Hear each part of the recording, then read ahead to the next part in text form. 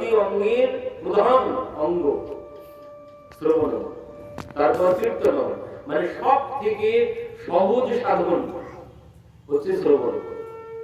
এই শ্রবণের দ্বারাই কল্যাণ সম্ভব, আর সব থেকে বেশি কল্যাণ হবে।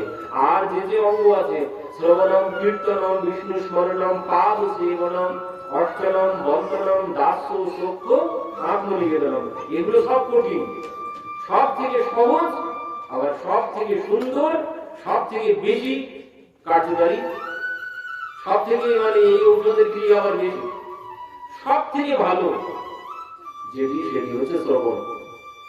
শ্রবণ, এই কথা শুধু আমরা শ্রবণ করি না, এই কথা শ্রোতা কারা? এই কথা শ্রোতা কারা? এই কথার শ্রোতা হচ্ছেন পার্বতী দেবী।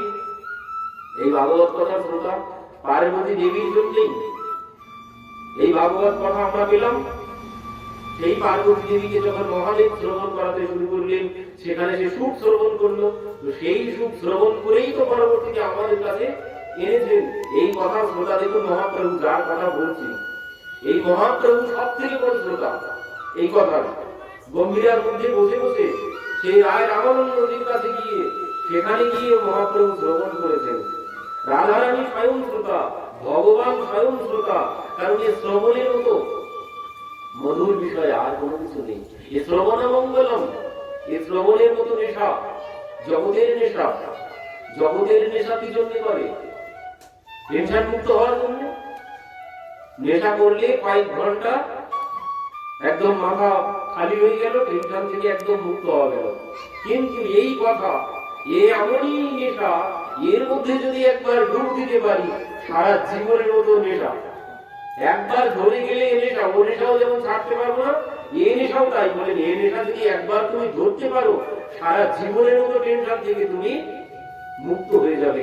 কোনো টেনশন আর তোমাকে স্পর্শ করতে পারবে না। এ এমনই নেশা। আর এই নেশা কি করে? জগতের নেশা তোমাকে নিচের দিকে নামাবে, জগতের নেশা তোমাকে নিচের দিকে নিয়ে যাবে। আর এই নেশা কি করবে? এই নেশা তোমাকে উপরের দিকে নিয়ে যাবে। এর মধ্যে তুমি যত ডুব দিতে পারবে, তাপত্রায় বিনাশায়, তাপত্রায় বিনাশায় বলছেন, তোমার ত্রিতাপ সব চলে যাবে। আমরা রায় রামানন্দ সংবাদে দেখেছি, রায় রামানন্দ সংবাদে সেখানে তো কথা অনেক কিছুই আছে, কিন্তু রায় রামানন্দ সংবাদের শেষে আরো একটি সংবাদ আছে, মানে সাধ্য সাধন তত্ত্ব। সাধ্য সাধন তত্ত্ব রায় রামানন্দ সংবাদ। সেখানে মহাপ্রভু বলছেন, পড়ো শ্লোক সাধ্যের নির্ণয়, মানে শ্লোক পড়ো, সাধ্য নির্ণয় করো। সাধ্য আর সাধন জানেন? সাধ্য আর সাধন কাকে বলে? সাধ্য আর সাধন কি? মানুষ হয়েছে যদি সাধ্য না জানি আর সাধন না জানি, তাহলে ও মানুষ হওয়ার কোনো লাভই হলো না। মনুষ্য শরীর লাভের পর যদি না জানতে পারলাম সাধ্য কি আর সাধন কি, আমরা তো ওই যেই একটুখানি ছেলে মেয়ে বড় হবে, সঙ্গে সঙ্গে তাদের সাধ্য সাধন কি বলে দিই, ভালো করে পড়াশোনা কর, চাকরি পেতে হবে, চাকরি দিয়ে অনেক অর্থ উপার্জন করতে হবে, গাড়ি বাড়ি করতে হবে, বিবাহ করতে হবে, এই হচ্ছে সাধ্য সাধন। এটাই সাধ্য সাধন সাংসারিক জীবের কাছে। কিন্তু মহাপ্রভু বারবার বলছেন যে সাধ্য সাধন কি। দেখুন, আমরা রায় রামানন্দ সংবাদে সাধ্য সাধন শ্রবণ করেছি, কিন্তু মহাপ্রভু এক জায়গায় সাধ্য সাধনের কথা বলছেন। সেখানে দেখুন মহাপ্রভু কি বলছেন, সাধ্য সাধন কি। দেখুন মহাপ্রভু বলছেন, সাধ্য সাধন আমি না জানি ভালো মতে, সাধ্য সাধন শ্রেষ্ঠ জানাবো আমাকে। এই প্রসঙ্গ হয়েছিল দক্ষিণ ভারতে। মাধ্যাচার্যজি দীক্ষা গ্রহণ করেছেন কি এখানে গুরুদেবের কাছ থেকে। তো আমাদের সম্প্রদায়ের নাম কি? আমাদের সম্প্রদায়ের নাম কি? মাধ্যীয় গৌড়ীয় সম্প্রদায়, ব্রহ্ম মাধ্যীয় গৌড়ীয় সম্প্রদায় আমাদের সম্প্রদায়। তো এই সম্প্রদায়ের যিনি মাধ্যাচার্য, যার জন্য ব্রহ্ম সম্প্রদায় মাধ্যাচার্য সম্প্রদায় হয়েছে, ব্রহ্ম মাধ্যীয় গৌড়ীয় সম্প্রদায়। এই মাধ্যাচার্যজির আশ্রমে মহাপ্রভু গিয়েছিলেন দক্ষিণ ভারতে। তো সেখানে মাধ্যাচার্যজির শিষ্যদের কাছে মহাপ্রভু জিজ্ঞাসা করছিলেন ওই সাধ্য সাধন। বলছেন, আমি সাধ্য সাধন কি জানি না, তুমি আমাকে বলো সাধ্য সাধন কি জিনিস। তো তিনি যে উত্তর দিয়েছেন, কি বলছেন, আচার্য কহে বর্ণাশ্রম কৃষ্ণে সমর্পণ, এই হয় কৃষ্ণ ভক্তের শ্রেষ্ঠ সাধন। পঞ্চবিধ মুক্তি পাইয়া বৈকুণ্ঠে গমন, সাধ্য শ্রেষ্ঠ হয় এই শাস্ত্র নিরূপণ। এই হচ্ছে সাধ্য সাধন। তো ইনি কি বলেছেন ওদিকে আমাদের যাওয়ার দরকার নেই। মহাপ্রভু কি বলছেন শুনুন। প্রভু কহে শাস্ত্রে কহে শ্রবণ কীর্তন, কৃষ্ণ প্রেম সেবা ফলের পরম সাধন। এই হচ্ছে সাধ্য সাধন। মহাপ্রভু বলছেন সাধ্য সাধন কি, মানে সাধ্য সাধন। সাধ্য সাধন মানে কি? সাধ্য আর সাধন মানে একজন ছাত্র সে রাত জেগে পড়াশোনা করে, কেন? পরীক্ষায় পাস করার জন্য। সে পরীক্ষায় পাস করার জন্য পরীক্ষায় এসে গেলে তো রাত দিন সব এক হয়ে যায়। কেন? কারণ সে এত পরিশ্রম করে পড়াশোনা করছে, পরীক্ষায় পাস করবে। তাই এই পরীক্ষাটা হচ্ছে কি সাধ্য, আর এই যে দিন রাত পরিশ্রম করছে এটা হচ্ছে সাধন, মানে সাধনা। এই সাধনা করছে কেন? ওই সাধ্য লাভ করার জন্য, পরীক্ষায় পাস করার জন্য। ওটা হচ্ছে তার সাধ্য। কিন্তু আমাদেরও একটা সাধ্য আছে, যেটি সমস্ত জীবের সাধ্য। মানব শরীর যিনি লাভ করেছেন তার সাধ্য সাধন কি? তো মহাপ্রভু বলছেন দেখো, জীবের সাধ্য সাধন হচ্ছে এই কৃষ্ণ প্রেম সেবা ফলের পরম সাধন। কি বললেন? শাস্ত্র কহে শ্রবণ কীর্তন, আর কৃষ্ণ প্রেম সেবা ফলের পরম সাধন। মহাপ্রভু বললেন কি শ্রবণ আর কীর্তন এটি হচ্ছে সাধন, মানে সাধনা। শ্রবণ কীর্তন হচ্ছে সাধনা। আর সাধ্য কি, মানে পেতে হবে কি? পেতে হবে প্রেম, কৃষ্ণ প্রেম, প্রেম ভক্তি।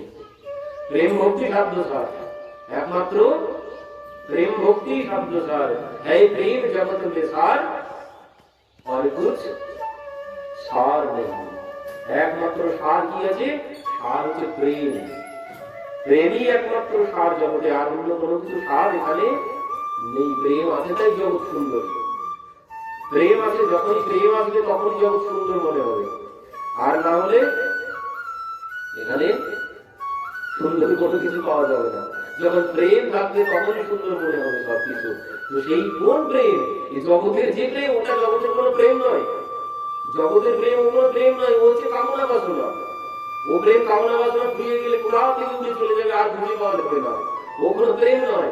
প্রেম কি? প্রেম হচ্ছে একমাত্র ভগবানের মন দেওয়ার নাম। একমাত্র ভগবানের মন দেওয়ার নামই হচ্ছে প্রেম। জগতের মন দিয়ে ও জগতের মন, ওখানে কোনো প্রেম নেই, ওখানে আছে কামনা বাসনা। ও নিজে আত্মসুখ আছে ওখানে, ওখানে কোনো প্রেম নেই। যেখানে প্রেম আছে সেখানে কোনো আত্মসুখ দুঃখ বিচার নাই বিকার, কৃষ্ণে সুখ দিতে পারে সব ব্যবহার। যেখানে নিজের সুখের বাসনা আছে সেটা কোনো প্রেম নয়। যেখানে প্রেম কোনটি? যেখানে অন্যকে সুখ দিতে চাই, সেটি কোথায়? সেটি একমাত্র ভগবানের ক্ষেত্রেই হয়। সেটি একমাত্র ভগবানের ক্ষেত্রেই হয়। তো বলেন এই প্রেম পাবো কি করে? এই প্রেম লাভ করবো কি করে? এই প্রেম লাভ করতে গেলে মহাপ্রভু বললেন ওই শ্রবণ কীর্তন। শ্রবণ কীর্তন ছাড়া প্রেম লাভের অন্য কোনো উপায় নেই। আর প্রেম ছাড়া কোনদিন ভগবানকে পাওয়া সম্ভব নয়। এই মনুষ্য শরীর পাওয়াও কোনো সার্থকতা হবে না যতক্ষণ এই প্রেম লাভ করতে পারছে। প্রেম লাভ করতে পারলেই এই মনুষ্য শরীর লাভ সার্থক হলো। আর যদি প্রেম লাভ না করতে পারি, সেই উদ্ধবকে প্রেম দেওয়ার জন্যই ভগবান বৃন্দাবনে পাঠিয়েছিলেন। কেন?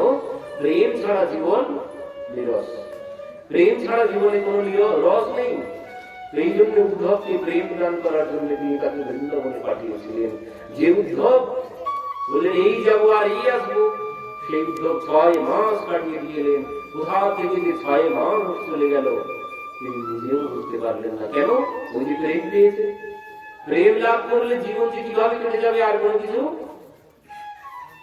বোঝাই যাবে না। যদি কেউ প্রেম লাভ করতে পারি, যদি কেউ প্রেম লাভ করতে পারি, জীবন যে কিভাবে কেটে যাবে কোনো কিছু বোঝা যাবে না।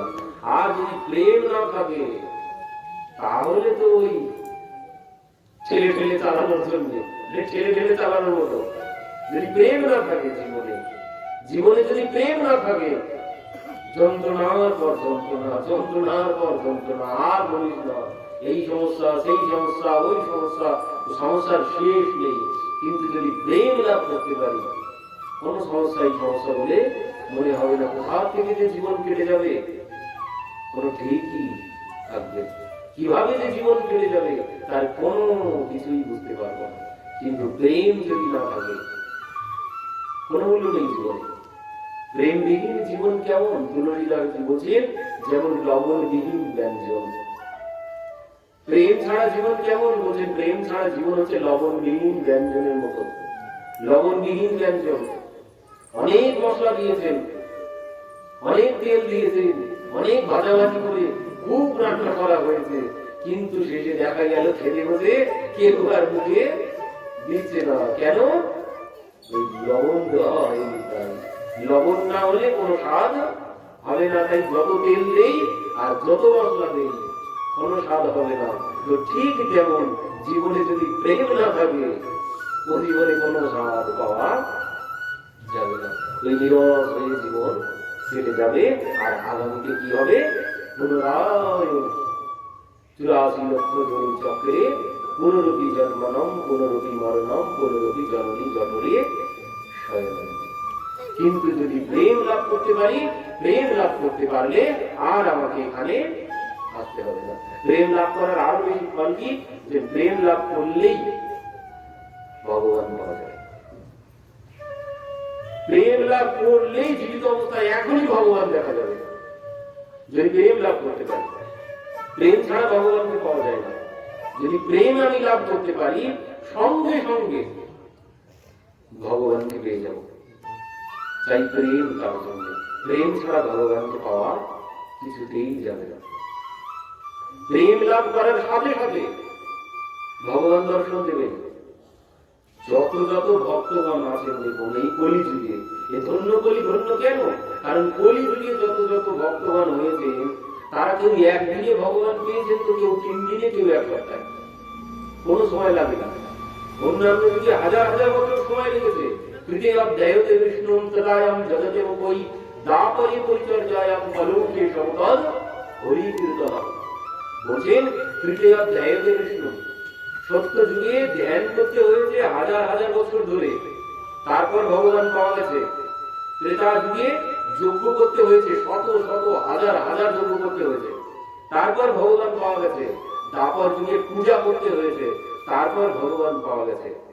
কিন্তু কলিযুগে কিচ্ছু করতে হয় না, শুধু নাম ভজ, নাম চিন্ত, নাম করো সার, নাম বিনু কলি জীবের গতি নাই আর। শুধু নাম, বসে বসে নাম কীর্তন করলেই ভগবানকে পাওয়া যাবে। মানে ওই প্রেম চাই। আর বললেন আগে সাধ্য সাধন কি?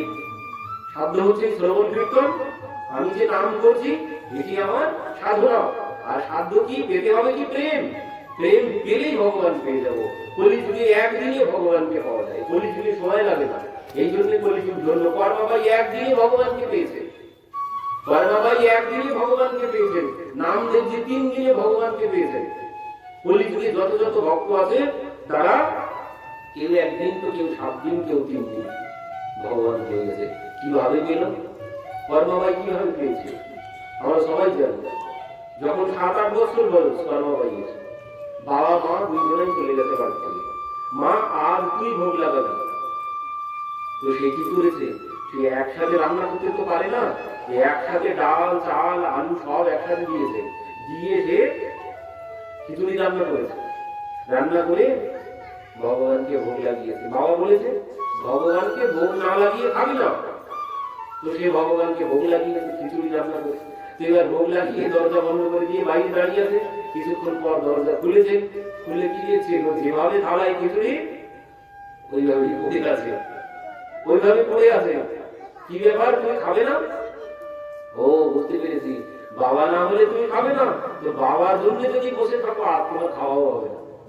বাবা কখন আসবে তার কোনো ঠিক ঠিকানা নেই। তাড়াতাড়ি খেয়ে নাও, আমি বাইরে যাচ্ছি বলে পুনরায় বাইরে চলে গেছেন। দরজা লাগিয়ে আবার কিছুক্ষণ পর দ্বার খুলেছেন, খুলে দিচ্ছেন, খেয়ে দিচ্ছেন। খাওয়া তো সেইভাবেই পড়ে আছে। কি তুমি খাবে না? ও বুঝতে পেরেছি বাবা গান গায়, গান গাইতে হবে। তো ঠিক আছে, গান গাইতে শুরু করেছেন। বাবা ভাই গান গাইছেন। কি গান গাইছেন?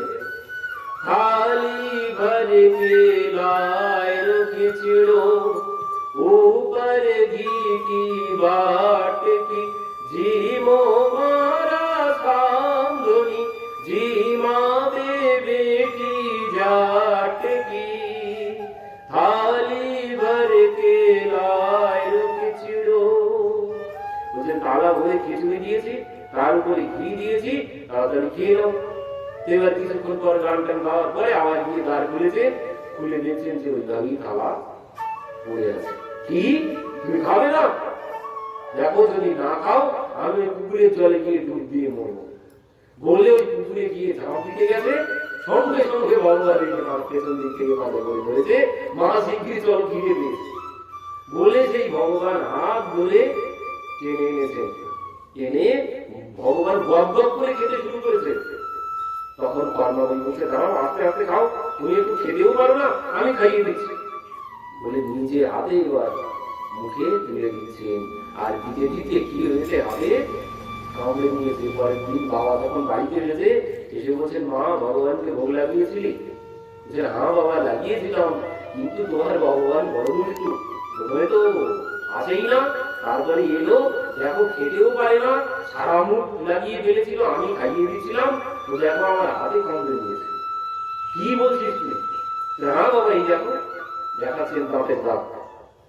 বাবা তো দেখে অবাক, কি বলছিস তুই? তো বাবা পরের দিন বলছে, মা ওই যেভাবে গতকাল ভোগ লাগিয়েছিলি ওইভাবে ভোগ লাগাতো আজও। তো নিজে রান্না করে পরের দিন আবার ভোগ লাগিয়েছে। সেদিন আর ভগবান আসছেন না, সেদিন আর আসছেন না। কি ব্যাপার, কাল এলে আর কেন আসছেন? তো বলছে, তোমার বাবা আছে, তোমার বাবা আছে, এই জন্য আজ আমি যেতে পারবো না। কেন আসতে পারবে না?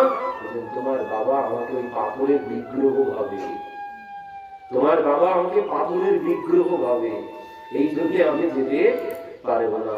ওই জন্য পাথর পুজো হরি মিলে তো ন্যায় পুজো পাহাড়। কবিরাজি বলছেন, পাথর পূজা করে যদি ভগবান পাওয়া যেত তো আমি পাহাড় পূজা করতাম। কেন? পাথর রূপে যদি আমি পূজা করি, ও সারা জীবন করলেও কোনো ফল হবে না। ফল কখন হবে? ওই যদি ভাবতে পারি স্বয়ং, তখনই ফল হবে। কর্মা ভাই ভেবেছিল আমরা যেভাবে খাই ভগবানও হয়তো ওইভাবে খায়, এই জন্য তার সম্মুখে এসে ভগবান খেয়েছিল। কিন্তু আমরা তো ভাবতেই পারবো না। আমরা ভাববো ও তো পাথরের মূর্তি, পিতলের মূর্তি, ও তো খাবে না, ও দিতে হয় তাই দিয়েছি, ও সারা জীবন দিলেও কোনো কিছু হবে না। যদি অমন সহজ সরল বিশ্বাস নিয়ে তার কাছে যেতে পারবো, একদিনেই ভগবানকে পাওয়া যাবে। এই জন্য ভগবান বলেন, নির্মল মনজন সো মোহে পাওয়া, মনে কপট ছল ছিদ্র না ভাবা। যার মনটা নির্মল সেই আমাকে পাবে, যার মধ্যে ছল চাতুরি কপটতা আছে সে আমাকে কিছুতেই পেতে পারবে না। ওই ভগবানকে পেতে গেলে কি চাই? মন নির্মল। তো নির্মল মন কি করে হবে? এই নির্মল মন হবে ওই হরে কৃষ্ণ কৃষ্ণ কৃষ্ণ হরে হরে, হরে রাম রাম রাম হরে হরে। এই নাম জপ করো আর এই কথা শ্রবণ করো। এই শ্রবণ আর কীর্তন এর দ্বারাই মন নির্মল হবে। আর যতদিন না নির্মল হচ্ছে ততদিন কোনো লাভ হচ্ছে না। মন নির্মল করতে হবে এই শ্রবণ কীর্তনের দ্বারা। মন নির্মল হলেই ভগবান পাওয়া যাবে। আর এই কলিযুগে সময় লাগবে না। তোমার মন যদি আজই নির্মল হয়ে যায় তো আজই ভগবানকে পেয়ে যাবে, কোনো সময় লাগবে না অন্যান্য যুগের মতো। এই জন্য এই কলিযুগ বড় ধন্য যুগ। এই কলিযুগ বড় ধন্য। এই কলিযুগে যত যত ভক্তগণ আছেন ভগবানের কাছে, তারাও বলেন যে প্রভু আরেকবার আমাদেরকে পাঠিয়ে দাও এই কলিযুগে। কারণ এই কলিযুগে এত সহজে তোমাকে পাওয়া যায়। আমরা আগে কত তপস্যা করেছি, তারপর তোমাকে পেয়েছি। কিন্তু এই কলিযুগে কোনো তপস্যা লাগে না, শুধুমাত্র এই নামের নাম চিন্ত বলেন, একমাত্র এই নাম ভজ, নাম চিন্ত, নাম করো সার।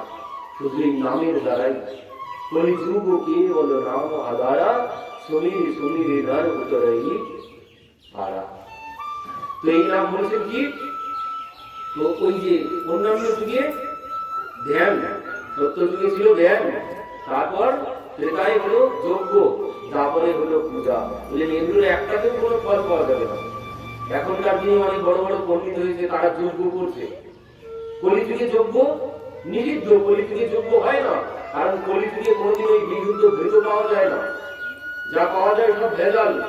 আর সেই ব্রাহ্মণ পাওয়া যাবে না। বেদ মন্ত্র উচ্চারণ করা, শুদ্ধ মন্ত্র উচ্চারণ করা ব্রাহ্মণ পাওয়া যাবে না। এই জন্য মহাপ্রভু বলে গেছেন কলিযুগে যজ্ঞ হবে না। এখন দেখি বড় বড় পণ্ডিত হয়েছে, তারা সব যজ্ঞ করছে। যজ্ঞ করলে অপরাধ হবে বেশি করে আরো। কারণ যদি ভেজাল ঘৃত আহুতি দিই, উল্টো ফল হবে, লাভ তো কোনো কিছু হবে না, আর তামসিক শক্তি বৃদ্ধি হবে না। ভেজাল ঘৃত অগ্নিতে আহুতি দিলে এতে কোনো লাভ হবে না, তো যোগ্য হবে না, ধ্যান তো হবেই না। তারপর পূজন, বলে পূজনও হবে না। কেন? ওই যে বলির যে পয়সা খরচ করতে বড় কষ্ট হয়, ভগবানের নামে পয়সা খরচ করতে বড় কষ্ট হয়। অন্য কিছুতে যদি বলি এক্ষুনি আজকে পার্টি হবে, দাও 500 টাকা চাঁদা, 500 টাকা কেন 1000 দিয়ে দিচ্ছি, দিয়ে দেবে, দিয়ে দেবে। কিন্তু ভগবানের নামে চাইতে যান, বলি দেবে না। ভগবানের নামে কলিজীব চাঁদা দেবে না। তখন গেলে 50 টাকা বা 5 টাকা 10 টাকা।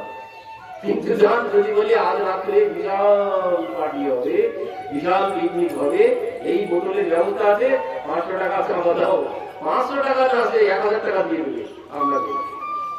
কিন্তু ভগবানের নাম করে চাইতে যান, 5 টাকা 10 টাকা বেশি আর বার হবে না। তো কলিজীব ভগবানের নামে পয়সা খরচ করতে পারে না। এই জন্য ভাবলেন তাহলে উদ্ধার হবে কি করে, কলিযুগ উদ্ধার হবে কি করে? তার জন্যই মহাপ্রভু এই নামের ব্যবস্থা করেছেন। ভাগবতে একটা সুন্দর আলোচনা ছিল, সময় তো আর নেই। এই যে পয়সা আমরা খরচ করি না ভগবানের নামে, এর ফল কি জানেন? এর ফল কি? স্বয়ং ভগবান বলছেন উদ্ধবকে, স্বয়ং ভগবান উদ্ধবকে বলছেন যে আমরা যে অর্থ ব্যয় করতে চাই না ভগবানের নামে, অর্থ কিভাবে ব্যয় করতে হয় ভগবান নিজে বলেছেন। ভাগবতে 10ম স্কন্ধে সেখানে বর্ণনা আছে অর্থ কোথায় কোথায় কিভাবে ব্যয় করতে হয়, অর্থ ব্যয় করার নিয়ম আছে। ভাগবতে সে কথাও বলা আছে, ভগবান নিজে বলেছেন অর্থ ব্যয় করতে হবে কিভাবে। ধরুন 100 টাকা আছে, যে 100 টাকা কিভাবে ব্যয় করব, ভগবান নিজে বলে দিচ্ছেন। কি বলছেন দেখুন, ধর্মায় যশস্থায় কামায় স্বজনায় চ পঞ্চধা বিভজন বিক্রম ইহা মুত্র চ মোদতে, ইহা অত্র চ মোদতে। কি বলছেন? ধর্মায় যশস্থায় কামায় স্বজনায় পঞ্চধা বিভজন বিক্রম, মানে অর্থ এই 5 জায়গায় ভাগ করে ব্যয় করতে হবে। কোথায়? প্রথমে হচ্ছে ধর্মে, প্রথমে ধর্মে। ধরুন 100 টাকা আছে, 100 টাকা 20 টাকা করে ভাগ করতে হবে, 20 টাকা করে ভাগ করতে হবে। করে কি করতে হবে? 20 টাকা ধর্মের জন্য, আর 20 টাকা যশ খ্যাতির জন্য, আর 20 টাকা অর্থায়, মানে সব যদি খরচ করে দিলাম তাহলে আবার আয় করবো কি করে? তো নিজের আয়ের জন্য 20 টাকা এখন রাখতে হবে, 20 টাকা রাখতে হবে সঞ্চয়, যা দিয়ে আমার অর্থ আসে, তো তার জন্য 20 টাকা। কামায় মানে নিজের মনের কামনা, এই কিনবো সেই কিনবো, নিজের তো মনের একটা চাহিদা আছে, সেই কিনতে হবে, তো নিজের জন্য 20 টাকা। আর 20 টাকা কি স্বজন মানে বন্ধু বান্ধব আত্মীয় স্বজন স্ত্রী পুত্র কন্যা তাদের জন্য 20 টাকা ব্যয় করতে হবে। এইভাবে যদি কেউ অর্থ খরচ করেন, ভগবান বলছেন তার কোনদিন সংসারেও সে কোনদিন কষ্ট পাবে না, পরে গিয়েও সে কোনদিন আর কষ্ট পাবে না। কিন্তু আমরা তো তা করি না, ভাগ করে ব্যবহার করি না, ভাগ করে আমরা ব্যয় করি না, আমরা এক জায়গায় ব্যয় করি। আর এই ভাগ করে যদি ব্যয় না করা হয়, পরবর্তীতে কি হয়? বলছেন আমাদের পঞ্চ দেবতা রুষ্ট হন, পঞ্চ দেবতা রুষ্ট হন। যদি সব ওই সংসারে খরচ করলাম, সব এই সেই করলাম, ধর্মে আমি অর্থ ব্যয় করলাম না, তাহলে কি হবে? আমাদের পঞ্চ দেবতা রুষ্ট হয়। পঞ্চ দেবতা কারে কারা? পঞ্চ দেবতা যদি সন্তুষ্ট না থাকে, বিপদের পর বিপদ, দুঃখের পর দুঃখ শেষ হবে না। পঞ্চ দেবতা কে কে? সূর্যদেব প্রথমে, প্রথমে হচ্ছেন সূর্যদেব, মহাদেব, পার্বতী দেবী, গণেশ আর নারায়ণ, এই পাঁচজনা রুষ্ট হবেন যদি অর্থ দোয়ালে ব্যয় না করা হয়। আর এনারা যদি রুষ্ট হন, বিপদের পর বিপদ, দুঃখের পর দুঃখ লেগেই থাকবে। এই দুঃখ শেষ হবে না, কিন্তু যিনি এইভাবে অর্থ ব্যয় করবেন তার কোনদিন দুঃখ আসবে না। ভগবান বলছেন আমাদের যে দুঃখ আসে, রোগ আসে কিসের জন্য? আমরা অর্থ ঠিক করে বিচার করতে পারি না, কোথায় কত ব্যয় করতে হবে, তার জন্যই রোগ ব্যাধি আছে। বড় বড় রোগ আছে কিসের জন্য? বড় বড় রোগ আছে ওই অর্থ বেরিয়ে যাওয়ার জন্য। অর্থ বেরিয়ে যাওয়ার জন্য ভগবান নিজে বলছেন। একজন ব্রাহ্মণের কথা উদ্ধবকে শোনাচ্ছেন। উজ্জয়িনীর একজন ব্রাহ্মণ ছিল, মানে এত কৃপণ, পূজার সময় হলে কি করে, দুর্গা পূজায় এলে কি করে, ছেলে বউকে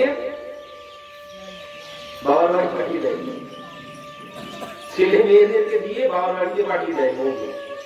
চলে যাও, সব খরচ করলে, আমার কোনো খরচ করতে হবে না। যদি পূজার সময় এখানে থাকে তো আমার খরচ বেশি হবে, তুই এই দিন বলে তুমি বাবার বাড়িতে যাও। যখন যেই উৎসব আসবে সঙ্গে সঙ্গে বাবার বাড়িতে যাও। গিন্নি যদি বলে না আজ আমি বাড়িতে করবো, আজ বাড়িতে করবো, এবার না না না ওটা কি তোমার বাড়ি না? বাহ, এ তো আপনি তো বাহ, এ তো আমার বাবা মাকে খুব ভালোবাসে, এতে তো সে আরো বেশি সন্তুষ্ট হয়। পত্নীকে যদি বলা হয় তুমি তোমার বাবার বাড়িতে যাও, সে খুব সন্তুষ্ট হয়। তো ইনি তো বলে তুমি বাবার বাড়িতে যাও, তোমার বাবা মা আনন্দ পাবে। ইনি যাকে কি জন্য আমার এখানে থাকলে তো পয়সা খরচ হবে, এই জন্য যেই কোনো উৎসব আছে সঙ্গে সঙ্গে বাবার বাড়িতে পাঠিয়ে দেয়। প্রতিদিন তো অত বিচার করে দেখে না, সে ভাবছে বাহ আমাকে তো ঘন ঘন বাপের বাড়িতে পাঠিয়ে দেয়, ভালো, সে আরো বেশি করে সন্তুষ্ট হয়। কিন্তু কি হয়েছে, একদিন কি হয়েছে, ওই পত্নী পুত্র সব ছেড়ে নাকে চলে গেছে। মানে এত সম্পদ ছিল, বলছেন রাজারও যেমন সম্পদ নেই, এত সম্পদ আছে কিন্তু খরচ করে না। একদিন কি হলো, এনার পত্নী পুত্র সব এনাকে ছেড়ে চলে গেছে। এবার এনার যখন বয়স হয়েছে, একদিন ইনি পড়ে গিয়ে পা ভেঙে গেছে, বৃদ্ধ হয়ে গেছে। এবার দেখবে কে? এবার ওই পায়ের ট্রিটমেন্ট করতে করতে যত অর্থ ছিল সব খরচ হয়ে গেছে। এবার কি হয়েছে, এবার যে একটু ভালো হয়েছে আর খাওয়ার মতো কোনোদিনও নেই। এবার কি করেছে, ভিক্ষা করতে বেরিয়েছে। এবার যখন ভিক্ষা করতে বেরিয়েছে, কেউ তাকে ভিক্ষা দিচ্ছে না, কেউ তাকে ভিক্ষা দিচ্ছে না। কেন? বলছে তোমার বাড়িতে গিয়েছিলাম, আমার বাড়িতে অনুষ্ঠানের সময় তুমি 1 টাকাও তারা যেমনই, এখন এটা তো ভিক্ষা চাইতে যাও, যাদের বেঁচে যাও, যার বাড়িতে যায় সে তার দেয়। কেন? ইনি কাউকে 1 টাকাও ভিক্ষা কোনদিন দেয়নি, এই জন্য কেউ একে ভিক্ষাও দেয় না। তারপরে একদিন কি হলো, তারপরে একদিন তিনি এক ভাগবত পাঠের আসরে গেলেন। সেই আসরে ভাগবত পাঠ শ্রবণ করে তার বৈরাগ্য এসে গেল। সে এবার পাও ছেড়ে ভগবানের নাম করতে শুরু করল, ভগবানের নাম করতে শুরু করলো। আস্তে আস্তে সে ভক্ত হয়ে গেল। তো তার কাছে জিজ্ঞাসা করা হয়েছিল পরবর্তীতে যে তুমি যে এত দুঃখ পেলে, কিসের জন্য দুঃখ পেলে? তোমার তো অর্থের কোনো অভাব ছিল না, তোমার তো অর্থের কোনো অভাব ছিল না, তো তুমি এত দুঃখ কি জন্য পেলে? তো সেই ব্যক্তি বলছেন, ভগবান বলছেন, এই কথা উদ্ধবকে শোনাচ্ছেন, কি বলছেন, নায়ম জনমে সুখ দুঃখ হেতুর্ণ দেবতাত্মা গ্রহ কর্ম কাল মনঃ পরম কারণ মামনন্তি সংসার চক্রে পরিবর্তয়েত। কি বললেন? নায়ম জনমে সুখ দুঃখ হেতুর, সুখ দুঃখ হে তুরন দেবতা আত্মা গ্রহ কর্ম কাল মনঃ কর্ম কারণম মা মনন্তি।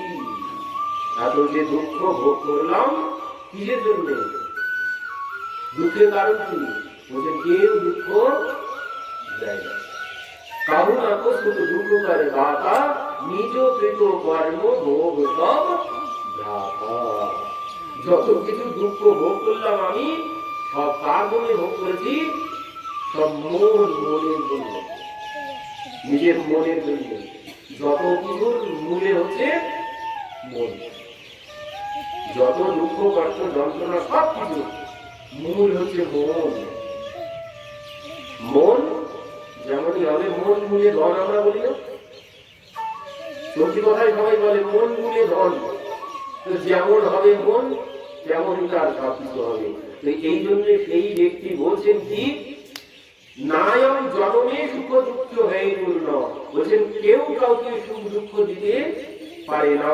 আর দেবতা আত্মা বলছেন দেবতারাও কেউ কাউকে সুখ দুঃখ দেয় না। দুঃখের কারণ কি? মন পরম কারণম। একমাত্র মনই হচ্ছে দুঃখের কারণ।